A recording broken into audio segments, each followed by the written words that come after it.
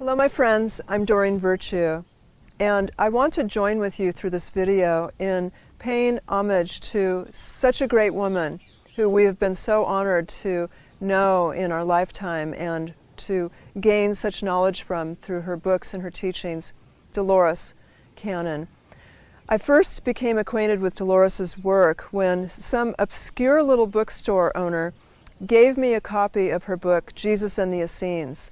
Knowing that I was very interested in learning about Jesus from an esoteric standpoint and not so much from a traditional standpoint, I instantly connected with the message and the energy of Jesus and the Essenes, and I was so pleased to meet Dolores at one of the New Age trade shows in Denver very soon thereafter. I started to talk with her.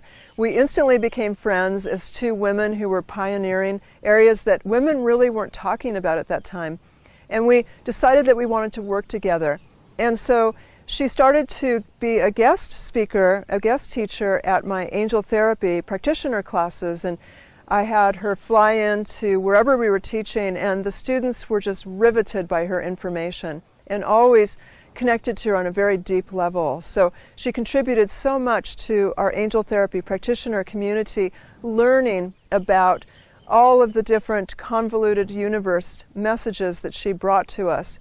And when I got to know Dolores on a personal level, I found that she was a consummate teacher, that Dolores was always teaching, whether we were sitting together having lunch, whether we were driving to the airport, whether we were just relaxing. She always had a message. She just seemed like she had so much information to impart that she couldn't relax and talk about idle chit-chat. It was always something of importance, and it was always fresh. I always told everyone that Dolores is the writer who's bringing in the fresh information in the world, that her information is so unheard of before, but it rings true, that you must read Dolores Cannon's work. And I still recommend her programs and her books to everyone I meet.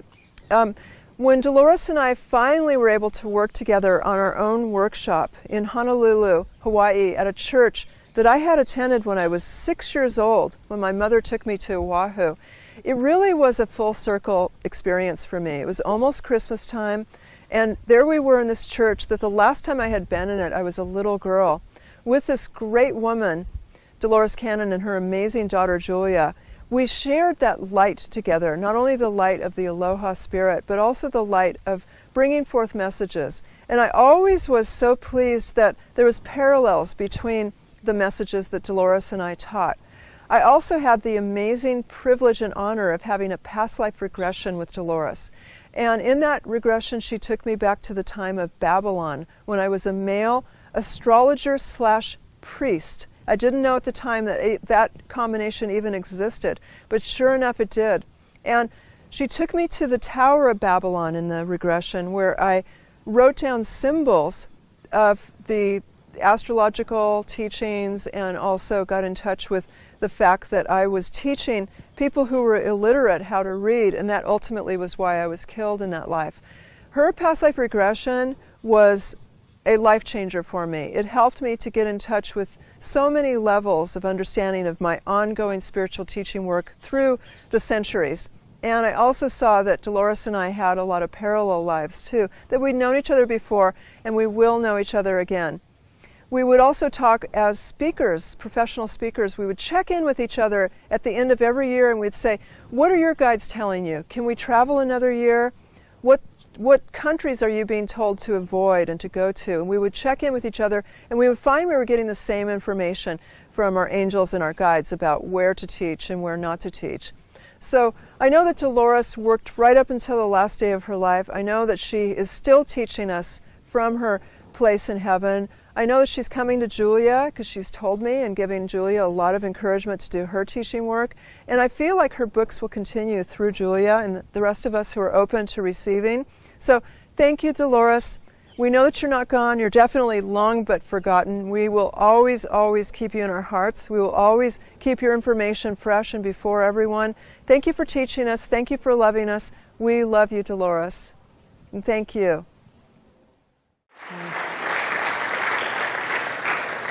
Okay, like I said, I picked her, And we've got big things to do. Ooh, and I'm feeling it right now.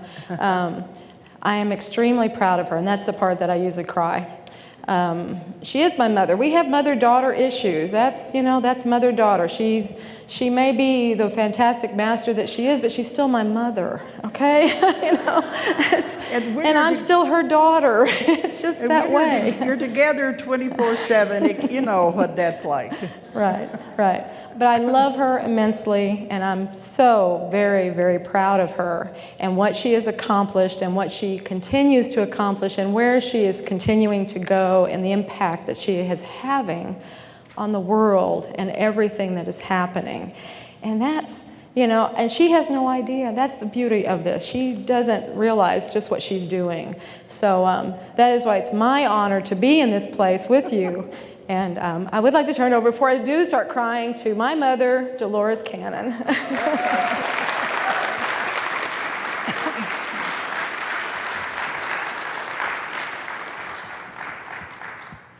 That's rare. It's very hard, very unusual you have your kids say anything good about you. Okay. Now, I imagine everybody here knows me and knows what I do. I hope so. Because I don't want to go into too much detail about my background. I want to get right to the chase of what this talks about. But I'm not a psychic. I do not channel. All of my 16 books have come from my experience in my work. I'm a hypnotherapist. I consider myself to be the investigator, the reporter, the researcher of lost knowledge, because everything that I've gotten has come through the people that I work with in my sessions. I have to put it together as a reporter. I do the research, organize it, and that's where the books come from.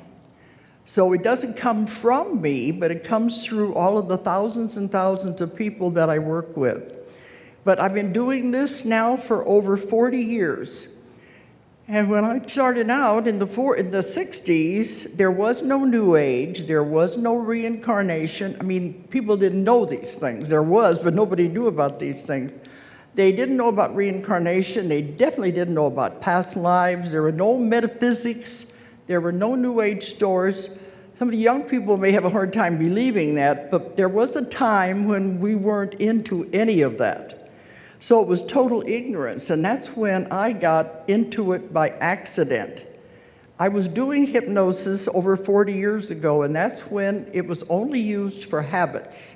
Stop smoking, lose weight. That's how long ago I started. And stumbled into reincarnation by accident, if anything is ever an accident. If you read my books, 5 Lives Remembered, it tells the story of my beginning. And it's only taken 40 years for that book to come out. It was way, way ahead of its time. I tried for many, many years back then to get it published, and they said, "What are you talking about, past lives? We don't even know what you mean." So there were no stores, nothing, and I had all these rejects for so many years. I just said, "Oh, the heck with it, I'm moving on." And I began to write more books, because in the 70s is when I started doing the past life therapy full time. And even then it was not popular, nobody really knew about it. And I began to get information, and so I wrote books at that time. By the time the computers came along, I had 5 books that I'd written on the typewriter. But it took me 9 years to find my first publisher, because nobody knew anything about this, they didn't understand it. So my daughter says, the world is finally catching up with me, I guess, because I was doing it that long ago. But in the beginning, a lot of my work was history. That's the Jesus and the Essenes and those books, because that was all I was doing, was the past life regressions. But then along there somewhere, things began to change. And at first it was very subtle, but then I began to see I was having contact with a great and powerful force. And I didn't understand it in the beginning. But now, as this has developed over the last 30 years, I found a way to use this and to call it in, and now I use it in all of my sessions, and this is what I teach in my classes. We are communicating now with the greatest force there is, the source of all knowledge. You can't get any higher than that. That's what I use in my work, and they're the ones that give me the information that I write about, the source of all knowledge. This is also the part that does the instantaneous healings in my sessions. I don't heal, I don't do any of that. I am the facilitator, and they're the ones that do the work. And I just know how to talk to them, direct them through the client, and we get miracles every day in my office. So once I found out that, my main work now is therapy and counseling. And people are coming from all over the world to this little bitty town in Arkansas, here where I live. I said, it's my retreat. When I come back home, I can get up there and be isolated and recharge my batteries because nobody knows what I do over there and nobody cares. So I can live in two worlds and have a balance. Otherwise, you can get into this kind of a world and go over the deep end very, very easily. I have to have that balance in order to survive. So, but it began to be more and more common as my books began to come out. People were seeking me out. But I work in the deepest possible level of trance. I work in the somnambulistic level. At that level, you get the conscious mind out of the picture. It cannot interfere. In the lighter levels, which a lot of hypnotists work at when they do past life regressions, the person remembers a lot of it. And they'll say, oh, I made the whole thing up. But you get the conscious mind out of the picture and focus on just let the subconscious come in and tell the story. You get the truth. And this is where all the information comes from. And I found a way that is a totally new technique that I'm teaching is how to get the conscious mind out of the way and get to them. Now, the part that I work with, I call it the subconscious, but it's not the subconscious the way it's defined by the psychiatrist. That's a childish part of your mind. That's the part of your mind that is used for habits. That's not the part I work with. I didn't know what to call it when they first began to come through. When I finally said, well, I'm going to call you the subconscious. They said, we don't care what you call us. We don't have a name anyway, but we'll work with you. So the part that I call the subconscious, you may say it's the higher self, the oversoul, the higher consciousness, has all knowledge. It is extreme power, but yet it is full of total love. It's a great honor to work with them because the love I feel when I'm working with a client and the love that is in that office, the energy is so high. But they know everything about everybody. They're so big and so powerful, but yet they care about every single person. That's why we're able to have such wonderful results, because they know everything about you. There are no secrets. So when somebody comes to see me, they know what they're looking for. They see the bigger picture. All I have to do is ask the questions, and I know how to bring them in through the person I'm working with. And the results are tremendous. But the amazing thing as a reporter is the similarity of the information that comes through. Now, I work with thousands and thousands of people. So when the information comes in, if they're all saying the same thing, not knowing each other, not even knowing what I have found, we know it's got validity. And I know it's coming from them because they always speak the same way. They always have the same terminology. People read my books and they say, it sounds like the same person is answering all your questions. And I said, well, it is really, it's them. But it's gotten to the point where I can have a session, say in England, they never interrupt the therapy part and when I'm working with the client. But toward the end, sometimes they'll come through and say, Dolores, we have a message for you. I say, okay, I'm used to it. I always wonder later, what does the client think when they listen to that tape? But they say, we have a message for you. And they said, this is the next piece of information you need for your next book. And they will give me a theory or a concept that I've never heard before. And I say, okay. Then they will return to the session of helping the person. Then maybe a week later, I can be on the other side of the world here in America having another session. It happens again. And it come through again, and they expand upon the theory or the concept they have just given me. And this is how I put it all together like a gigantic puzzle. A piece from this person, a piece from another person, till it all begins to make sense. That's why I'm not working. It's not like channeling. I don't get it through one person. I get pieces and bits, and that's my job to put it together. And this is where the Convoluted Universe series have come from, is all of the complicated concepts they are giving me now. And the information I'm getting now, I could never have handled 30 years ago. I wasn't prepared for it. But they know that. They know what you can handle. They never give you more than you can take, or they never give the client more than they can handle.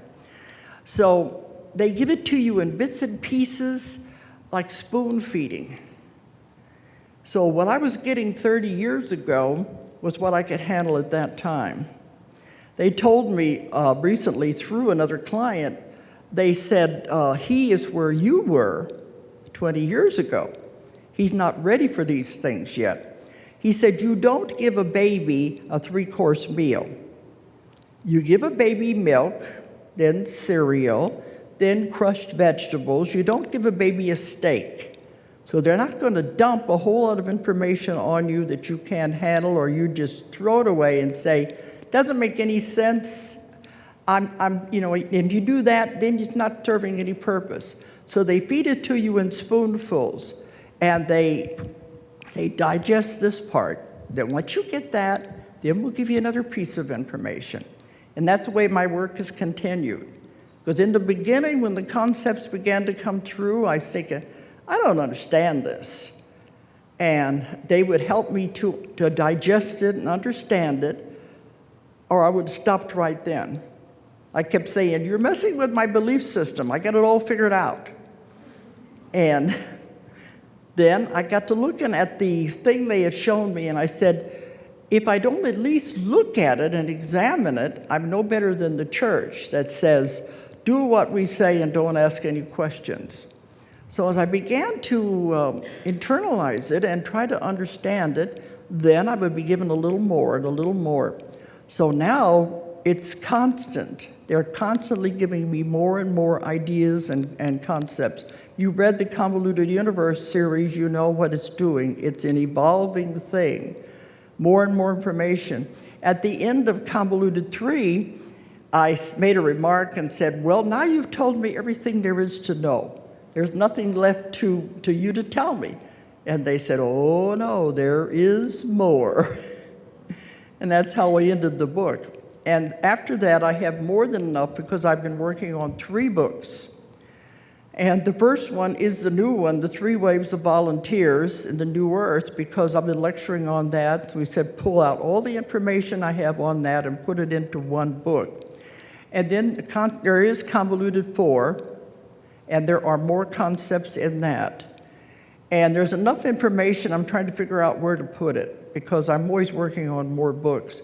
And it seems like every time you think you've got it all, there's a little more information. And they told me you will never, as long as you're in the human body, get it all. It's impossible for the human mind to understand it. All of your questions will never be answered because no human alive can handle it. That they said some information is as poison rather than medicine, because you wouldn't be able to take it. So when I've had one student at one class one time said, but I want to know it all. They said, it is impossible, but I want it. I said, sorry. They said, it's not the brain, it's the mind. The mind has no concepts to handle what you're going to be given. Now, if you remember in Guy Needler's, see how complicated it was getting. So they think it's time now to begin stretching our minds and giving us a little more information that we can handle. So we're being fed more and more and more. And those of you who are into metaphysics are better able to understand these concepts than what they call the sleepwalkers out there. Ones that are walking in their sleep because they have no idea of what's going on and what it's really all about. But that we are at least have a better grasp on these metaphysical things. When you sign on for these assignments, I said, be careful what you sign on for, because you got to agree to do what they want you to do. Go where they want you to go, to do what you want to do. But they have told me many times through my clients, you find your passion. You find what you're really supposed to do, what you're here for. You don't get sick and you don't age, because you're doing what you're supposed to be doing. And you're happy doing it.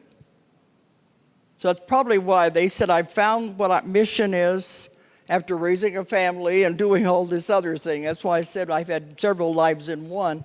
You know, my husband was in a wheelchair for 25 years after he was almost killed in the Navy and his body was crushed.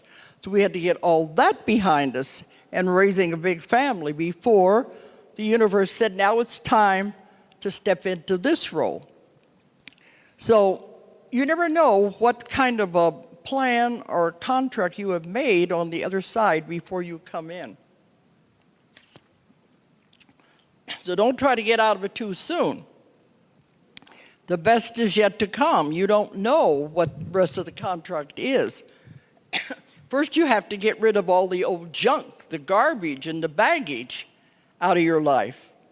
And then you can move into what you really came for. So many people come to see me and they said, I want out. I want to commit suicide. I don't want to be here anymore. They don't realize what they've contracted to do. Of course, if you get out too soon, you got to come back and do it again. You don't get out of anything. That's not the way the law of karma works. Okay, I'm not going to go into too much of the 3 waves of volunteers. I think last year, that's what I mostly talked about, wasn't it? That's the book I finished last year, and it's making waves all over the world. But I want to mention it. It's the 3 waves of volunteers in the New Earth. But as I said, all of my work is an accumulation of the different information that comes through all of these thousands of people that I see. That's how I come up with these theories. First, let's talk about the Earth School. You've all signed on to be here in the Earth School. And I'm going to talk about that first to show where you have come to now as we're in 2012. And the different speakers have been talking about God, and this is all in my books also. And that's why I said a lot of these concepts were very challenging in the beginning. Okay, we all began with God. I have so many clients coming to me, and on their list of questions is always, where did I come from? But they always say, why am I here, too? Well, where did I come from? And I tell them we all came from the same place. No, I want to know what's my home planet.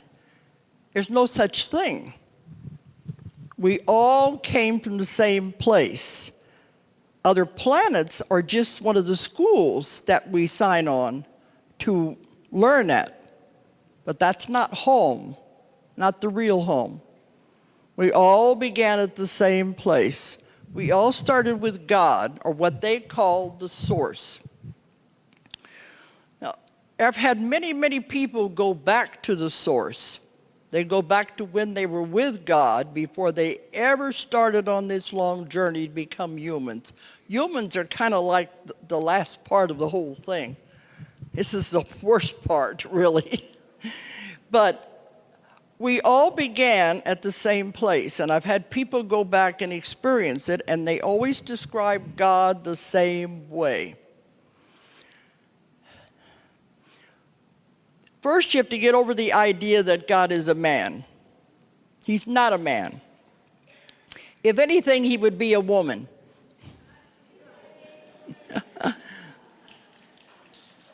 Because women are the creative power. But he's neither one. He's not male or female. There is no gender. And when people go back to be with God, they're just doing instead of going to past lives, this is what they do. They go back to the beginning. They always describe it the same way, that God is like a huge energy force. They describe it like a big bright light. Some of them say they are in the sun, but it's not hot. Other ones say the great central sun is what they call it. But it's a huge light. And when they're there, there's total love. They don't want to leave. They're all together. Everyone is together, and they all want to stay there. They don't want to leave. It is so much love, and it's so much beauty. And when I've had people go back there, they say, "Don't wake me up, I want to stay here," because it's so beautiful. And afterwards, the ones I work with, they always come through the people I work with, and they said that the person who had the session, they wanted to get a taste of what it was like. It was one of their questions. They wanted to know, what is God really like? They wanted a taste of home. But they said, we can just give her a taste. If we showed her what it was really like, she wouldn't want to return. But you gave her enough so that at least she'd have an idea of what it was like. It's so beautiful and so wonderful. They said, a human being cannot really understand the totality of God, of the source. It is so enormous. They said, our belief in God and our concept of God is like a tiny thread compared to what it really is. We cannot understand the totality of it. Then they said, consider the other people out there who don't even have the metaphysical background. Their concept of God isn't even as big as a tiny thread. That's how hard it is to understand. But they said it's the glue that holds everything together. If it were to wink out for a fraction of a second, everything would disintegrate. That's how powerful this is. And I've went into a lot of this in my books, the different versions of the dreamer dreams a dream, life is an illusion. One concept I like to bring up that may shake you up a little. This building, this room, didn't even exist until you collectively decided to be here today. Is that a little hard to understand? This is the kind of concepts I'm getting. It's the collective consciousness of how it creates. That when we decided to come here, we constructed this thing out of the energy, because everything is energy. And that's how it works. When we all began, we were all part of God. This beautiful light, this huge energy, total love, we all began there. And God decided he wanted to learn, he wanted to know, he was curious.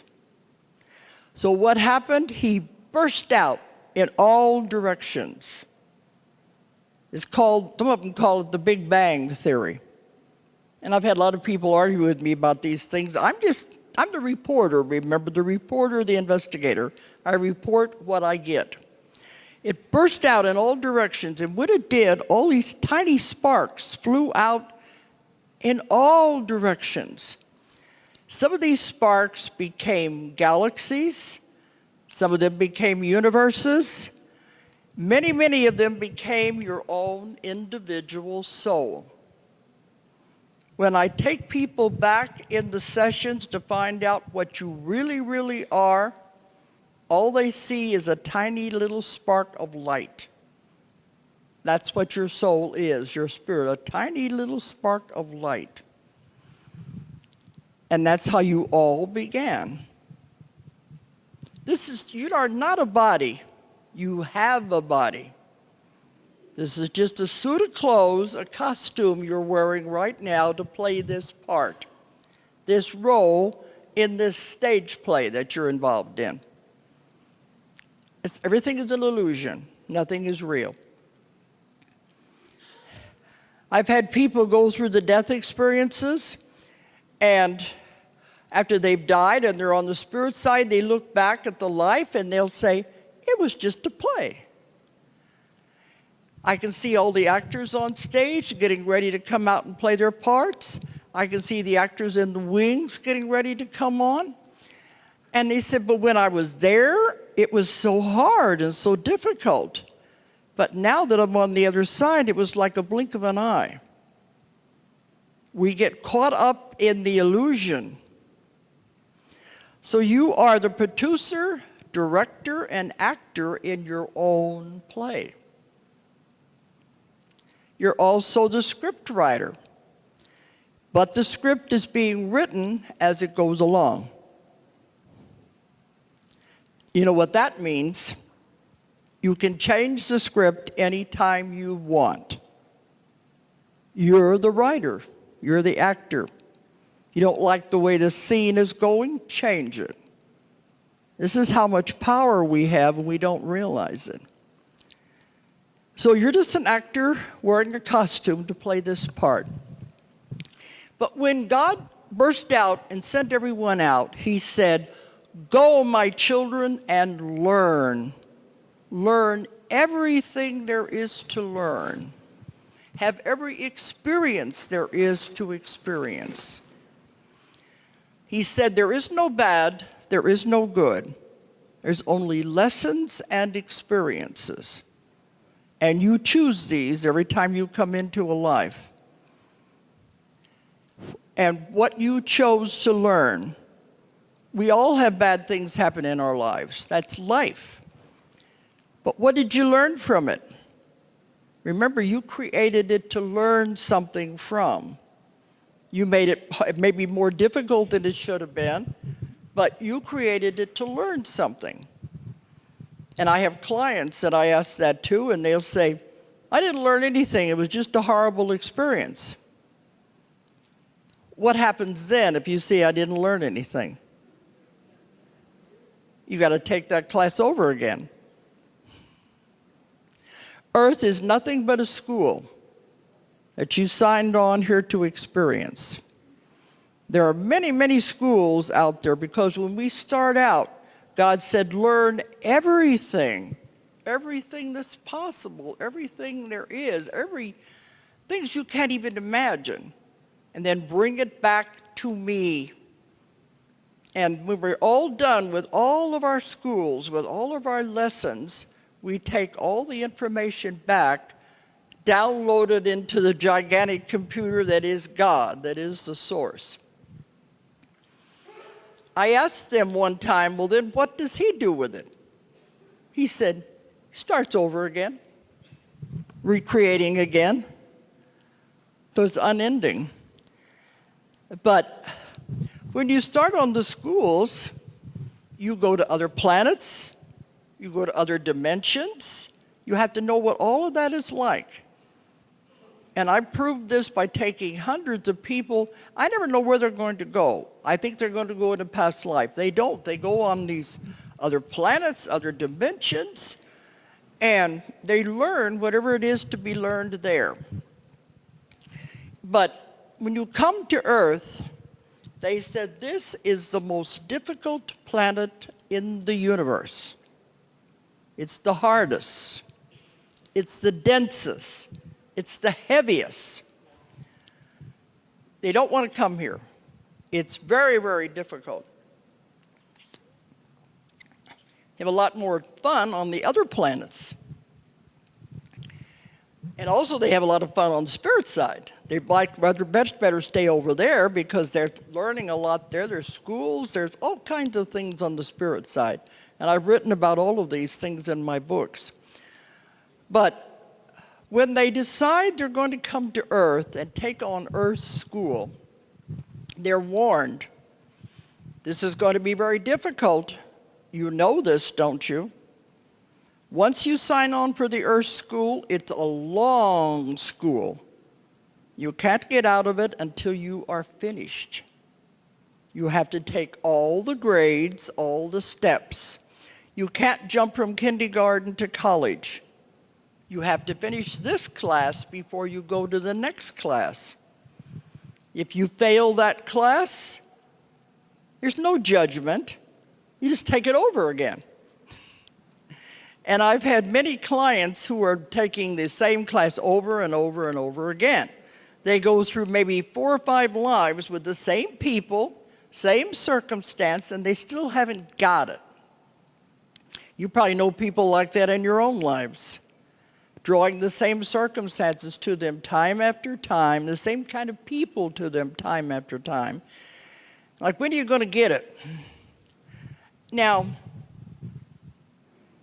the universe, one's running all of this, and I'm glad somebody's running it. They don't care how long it takes you to pass one class, one grade. You have eternity. But do you want to take eternity to learn one little lesson?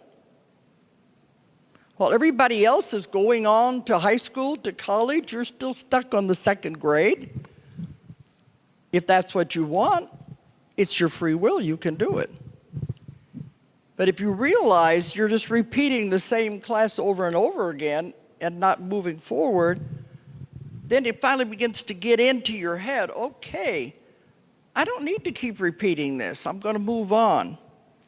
Then you go to the next class, the next grade, which may or may not be easier, may be harder, but at least it'll be different. Because there's no judging. You judge yourself. You decide yourself what you're going to learn when you come into a life. You set up the circumstances. Everybody here has been saying the same things. You choose your parents. You choose where you're going to live, the environment, what is going to be the best for you. You decide it all. But you have all these advisors over there, and they're always trying to help you.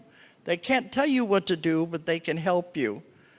They said, are you sure you want to do this? And they said, oh yeah, I want to get rid of everything at once. I want to get rid of all the karma. And you pile your plate pretty full. Are you sure you want to do that? Yeah, I want to get it over with all at once.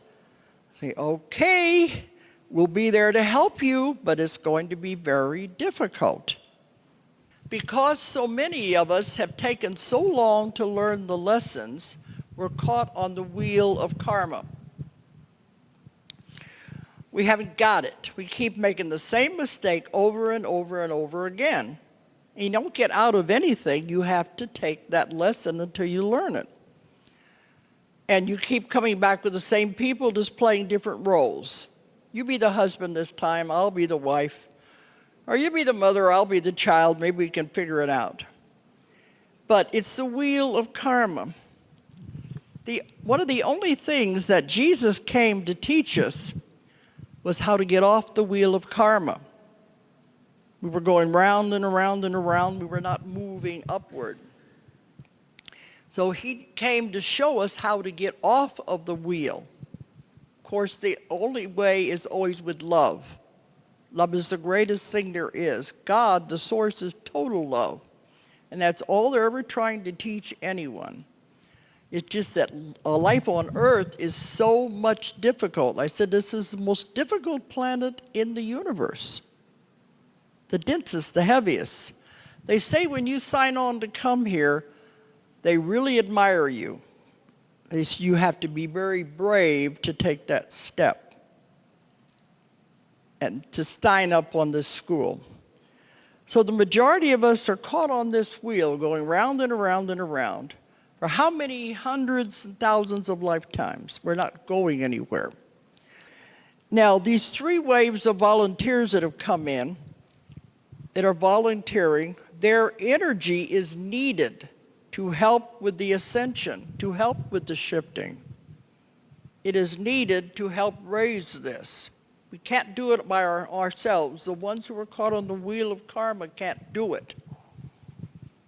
They would be with the old earth and be destroyed. So the first wave of volunteers, I like to think are, well, now I think it starts after World War II. Those born after 1945 till they're about, I guess, 40, 50, maybe late 30s, that age group. And I've had some people tell me they have the same characteristics and they're in their early 60s. That's possible. And other ones may have been, they said, may have been sent as forerunners to test the waters. Because they told me, we have tried this 3 times. The other times we couldn't get the critical mass and it didn't work. But now we've got it. Hundreds of thousands of volunteers have come in. We have tipped the scales and we have the critical mass now to save the world. That's why we're moving into the other dimension. But the first wave are those in that age group. They don't want to be here. They don't like it here. They don't understand the violence. Why do people hurt each other? What's this all about? They don't understand emotions, especially strong emotions. Strong emotions frighten them because they don't, you can see why. They've never experienced life on earth. They're just thrown into this mess. They don't understand emotions. They don't like violence. And they're always saying, I want to go home. I don't like it here. I don't know where home is. I just know it's not here. And I get thousands of emails. So if I don't answer your emails, be aware that I do read them. It's just that I can't possibly answer them all. But in many of them, the people will say, I can remember being a little child standing in the kitchen talking to my mother and saying, Mommy, I want to go home. And he said, well, you are home. No, I'm not. They know this is not where home is. And they're very unhappy here. And many in the first wave have tried to commit suicide to get out. That's how unhappy they are. And the first book I wrote about this was Keepers of the Garden, back in the 80s when I found my first one of this, and I didn't even know what it was. Now, after that, I began getting many, many people coming to me telling me the same story. The second wave had it easier.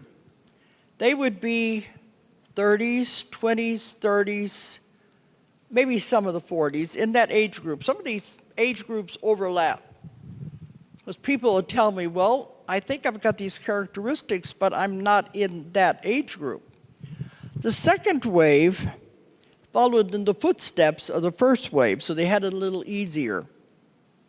I asked them one time, why did the first wave have it so hard? They said, because somebody had to be the one to be the way shower, the pioneer, to start that out, to set the path for the other ones to follow. That's why it was more difficult. So the second wave have come in. They are what I call antennas, generators, channelers of energy. They are here receiving this energy to send the energy to all the other people of the world. And part of my, when the clients come in and they have their list of questions, the main question, I call it the universal question, they always want to know, why am I here? What am I supposed to be doing? And, that's the main question. So when I get these people, they always want to know, why am I here? They're always told, you're here to generate energy. You're here to spread the energy. The second wave people can walk through a crowded mall of people and affect everyone that they come in contact with. They don't know it consciously, but they affect every single person they come in contact with. Because they are channeling this energy to help change the people and raise the vibrations of the earth. What I mean, that's why they're here to volunteer these jobs. And the people say, well, what am I supposed to be doing? They said, you're not supposed to do anything. You're just supposed to be. And this one man said, but I want to do something. You are doing something just by being. But there's a paradox here. These people are supposed to be spreading energy to people, but they don't like people. They'd rather stay home by themselves. Many of the second wave live alone. They work from their homes. They have no desire to go out and mix with people. They don't like the energies of the other people. Many of them don't get married. First and second wave, many of them don't marry and don't have children because having children, you create karma. And when these volunteers come in to Earth, they have a coating, a covering, a sheath over their body, their soul, to keep them from accumulating karma. It kind of bounces off of them because they don't want them to be stuck here. Do your job and get out. So they're just here to help. So the second wave had it a little easier, but still you're here just to generate energy and help people. The third wave, of course, are the children, the new children that have come in. Everybody's DNA is being changed. It's all part of this shifting into the new earth. Everybody's DNA is being changed. Now with this shifting, the older people are having the hardest time adapting. Of course, the young people are already there. Their DNA is already where it's supposed to be when they come in. They're so advanced. They're there already. That's the third wave. The gift of the world are these children. But the other ones, we have to catch up. But I said it has to be a gradual process, a gradual shifting. And many of these, especially the older people, they said if you can't handle it, you'll transition. Because now the energy is speeding up and they're moving much, much faster. Okay. One thing has to do with parallel universes, parallel dimensions, parallel lifetimes. And when I first got this concept, it was a real mind bender. Now, you know, to keep it simple at first, everything is energy. Everything. So when you make a decision, you come to a crossroads in your life, you've got to make a decision. Do I get married? Do I get divorced? Do I take this job? Do I go to this school? You're trying to make a decision which road you want to go down. We have these crossroads. And you know, either way you choose, your life is going to be different, won't it? If you marry this person, or you don't, or if you get a divorce, or if I choose this job, should I move? Your life will be different no matter which direction you go. So you're trying to make a decision. And you have a lot of energy going into making that decision. Then you finally decide, okay, this is the way I'm going to go. All right, what happens to the other alternate decision that you could have taken? What happens to that?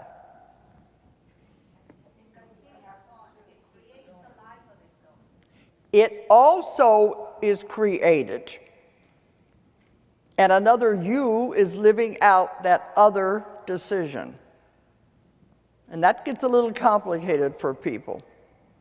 You're living on this life and you're focusing on your decision you made, but another you split off over here and is living that other life. And we're not supposed to know about it because it would be too complicated. That's what they say, you can't know it all. Imagine how complicated it would be if you knew about these other parts, having all these other experiences. I have clients that come to me and they'll say, you know I'm living another existence in another city, and I have another family even. I occasionally peek in on them, and they have said this is possible, but you're not supposed to do that because it would cause interference. Because the other reality is not aware of what's going on over here. Now, I hope I'm setting you on what I'm going to get here. These are a lot of complicated concepts. That's the simple way of explaining this. It can also get much more complicated. If it splits like that, it also means every time you make any decision of any kind, it will split again, and again, and again, and again. To where finally there's hundreds of yous living all these different realities. I think you understand a lot of this stuff. Absolutely. Because he's getting it too. But I know it's hard for our minds to accept, so we don't dwell on it. That's why I call the books mind candy. Read it, well, it's interesting. Then you got to put the book down and go on about your own life. Because otherwise, it can really scramble your brain. And I've also been told that if you don't put much energy in that other decision, eventually it will dissipate anyway. So the one you make now is the one you have chosen, and that's going to be your life you focus on. Don't worry about the other one. I know there's a woman, I'm another person who never got into any of this. I don't know if she's sitting home knitting and watching TV or what. I don't know what she's doing. But my other me didn't get into any of this. I wish her luck wherever she is. But this is an interesting idea, and these are real concepts. And there's something for you to think about anyway. But this means there are all of these other parts of you. So it doesn't matter, you make the best decision that you think for your life. This is where we get into parallel universes, parallel lifetimes. And they keep talking about dimensions. There are thousands of dimensions. The scientists keep talking about fifth dimension, sixth dimension. There are thousands. Many of these dimensions, there will only be a slight difference. And you're constantly going in and out of these other dimensions all the time. You don't notice it unless there's something that gets your attention.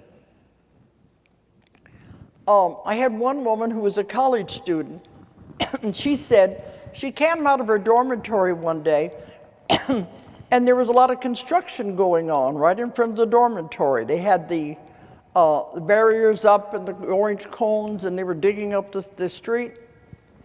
Well, the next morning she comes out of the dormitory, there's no sign of any construction at all.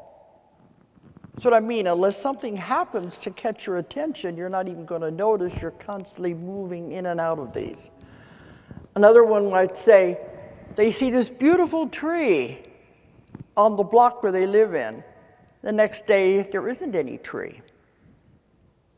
We've crossed over just that little bit into the other dimension. It begins to show you reality is not at all what you think it is. Everything is energy. Everything is an illusion.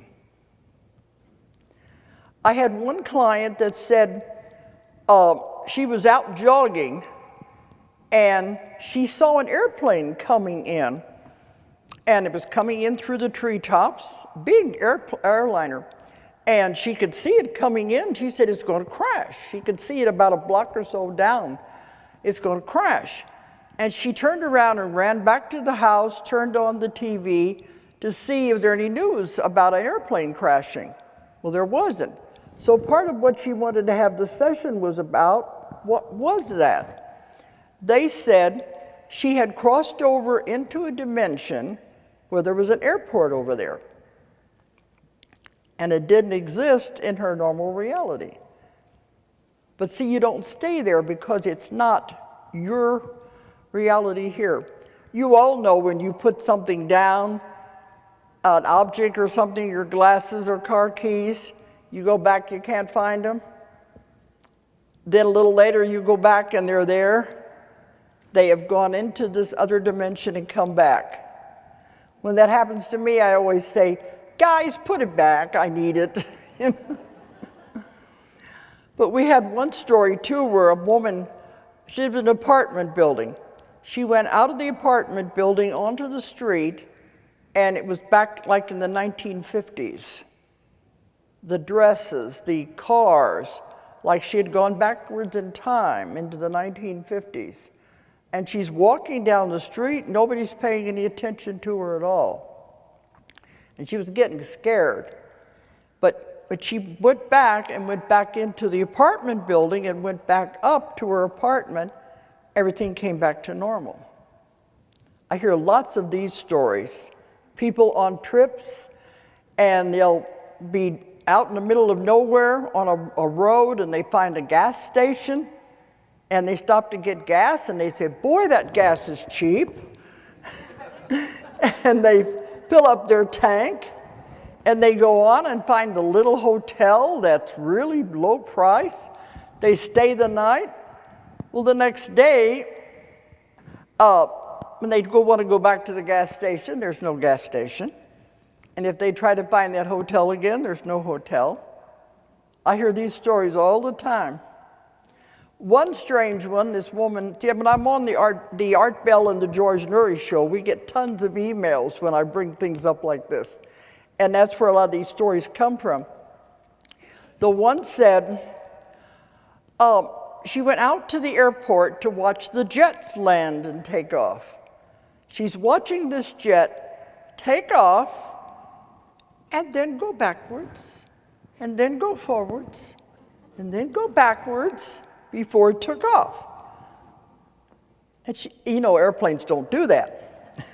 And she'd watched several of them do that. Then she walked out on the street, saw the cars doing the same thing, going forward and going backwards and going forward.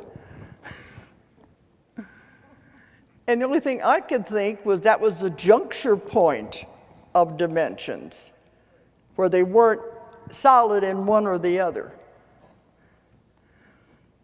Have I screwed up your brains enough yet? Okay. Because I know there's going to be a lot of questions, but every time I get these concepts, I write about them and I say, don't ask me to explain them, I'm just telling you what I got.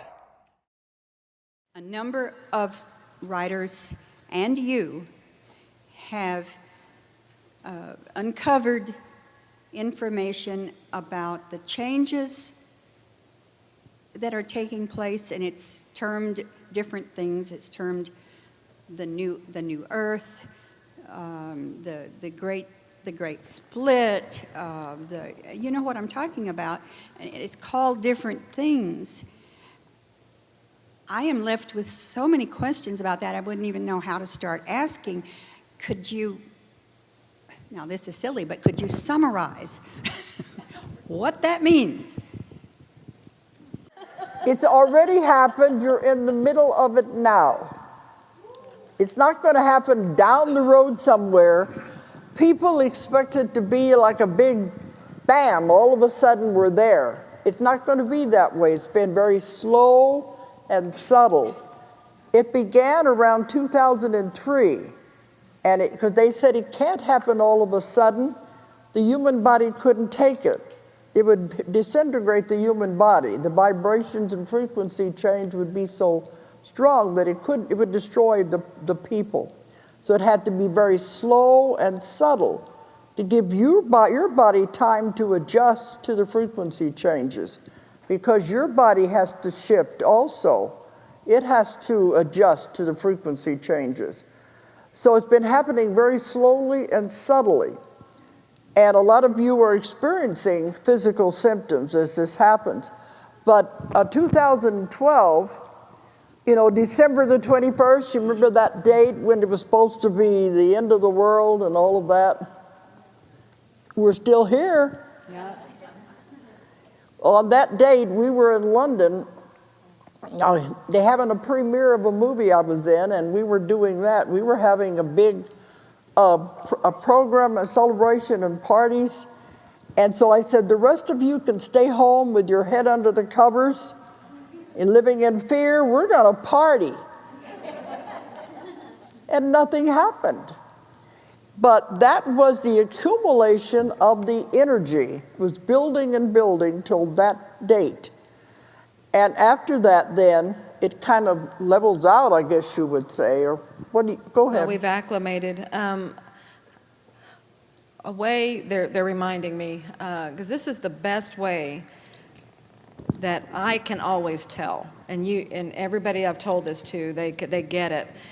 In order to see what's happened, you have to go backwards. So let's go. Sherry was talking about 1950. Go back to 1950. What was humanity like? Okay, and now jump forward to now. Okay, or even go back 10 years ago and then come back forward. That's when you do that and you come back, then you can see what happened. But see, we were going through it day by day by day by day. We couldn't tell. But go back and look at yourself 10, 15, 20 years ago, and then come back. Are you the same person? Are you energetically the same person? No. Is the world energetically the same world? No. There are things happening now that could not have happened back then. Absolutely could not have happened. That's the shift. That's when you know. And who else is getting all the tingles? That's the truth bumps. That is the shift. And your body has had to adjust to it. And it's not going back because all your DNA is being changed. That's part of why people are having these physical symptoms. The new kids, what I call the third wave in my book about the three waves of volunteers, coming in with all their DNA in place. The rest of us are the ones that have to catch up. But it's all being changed to adapt to this whole thing. But it's not going to be suddenly, it's there, it's gradual. Even when we were in China giving our class, they were telling us, we know something's happening, we can feel it. Things are different. They know it. So it's hard to define.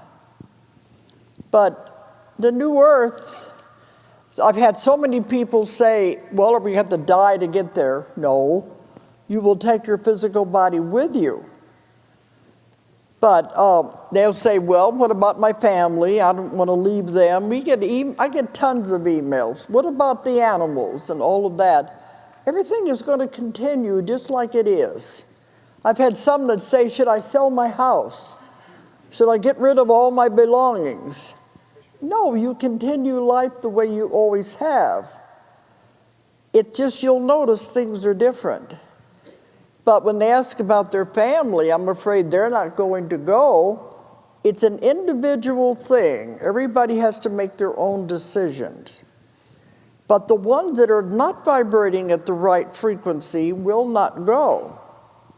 They're the ones that are going to be left with the old earth, with the violence and all of the trauma and the disasters. That's the old earth. But they can't change their frequency fast enough, and a lot of them don't want to. They want to stay with the old earth. They want to stay in the drama. I think it was Japan, wasn't it? Oh, we did classes. We were home by Christmas, but we were 6 weeks in Beijing, Tokyo, Taiwan, and Australia, giving classes in each place. And I had a lecture before the class with the translators. We were in Tokyo, and this was an American woman living in Tokyo. And I was talking about the new earth and how wonderful it's going to be as we move over there. And she stood up and said, do we have to go? I said, well, most people would want to go because it's going to be so beautiful and wonderful. I mean, you don't want to go? And she said, no, I want to stay with the old earth where the demons can play with my mind. far as I'm concerned, she can stay over there. I was thinking, well, if that's what you want, you're welcome to it.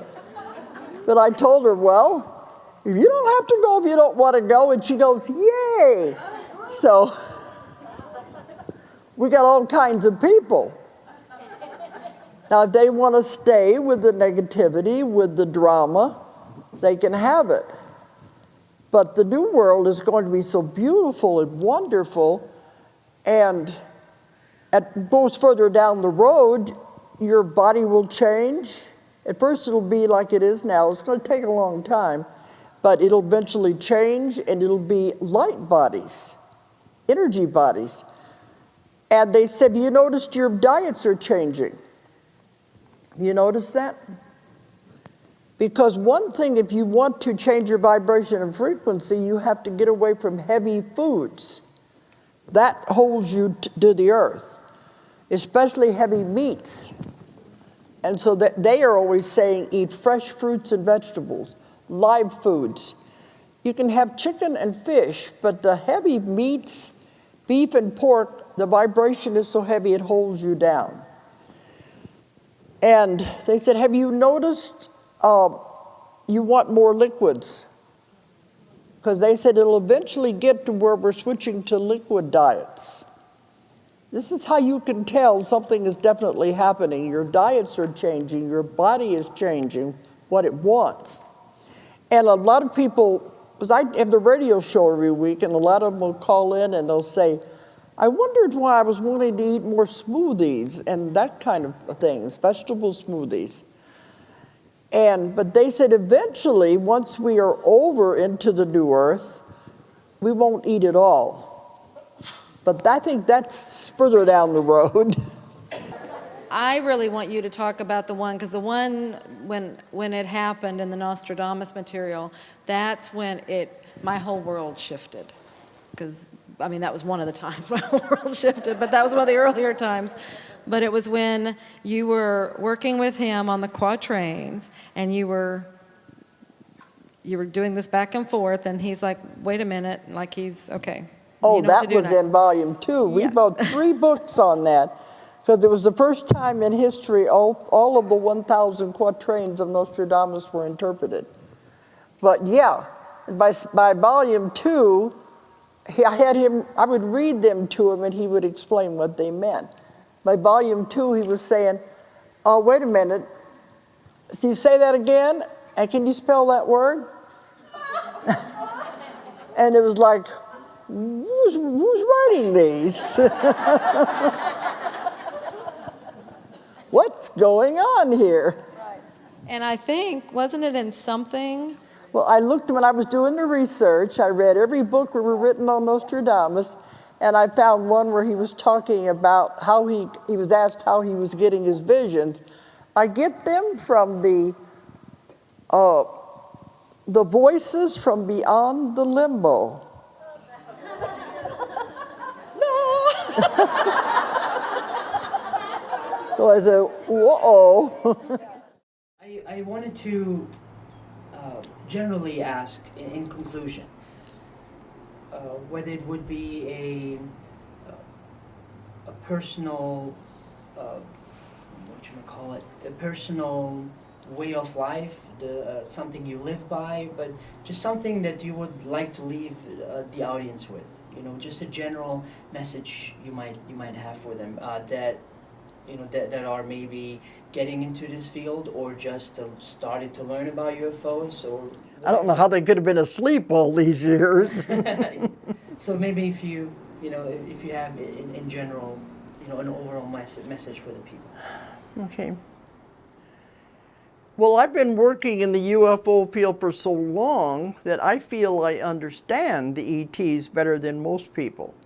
And I know their motives, I know why they're here, I know what they're doing, and to me they're wonderful, gentle people. That's why I've never found any that have been negative. I've found many different types of beings, but they've told me they are forbidden to harm a human being. There are councils over the laws and regulations, and they're not allowed to. And once you understand the reasons they're coming, there's nothing to be frightened about at all. But the movies and the TV like to create that fear. And fear is the strongest emotion that a human has. If they're afraid of something, they don't understand it, they're afraid of it. And that's why they think it has to be something bad, because they don't understand it. Once you understand it, anything becomes clear, and there's nothing to be afraid of. But I guess a message I could leave with people is that they've been coming since the beginning of the world, since the creation of the world. If they wanted to harm us, they sure could have done it a long time ago. They've told me, we can't do anything as bad to you as you do to yourself. So they're really not here to harm us. They're watching us. They're studying us, trying to figure out how in the world could we have gotten in this big mess that we're in. But they have the law of non-interference, so they can't interfere. All they can do is watch and studying us. We're called the grand experiment. But to me, it's a beautiful thing when you understand it. And that's why I've written so many books about it. And I feel very comfortable with them and the whole subject and everything that's going on with it. And if you hear people talking about being a fear, horror, and evil and all of that, they don't have the real story. As I said earlier, other investigators work in the lighter levels of trance. In that level, you're going to have fear, because the emotion, the conscious mind is very emotional, and the emotions are right there.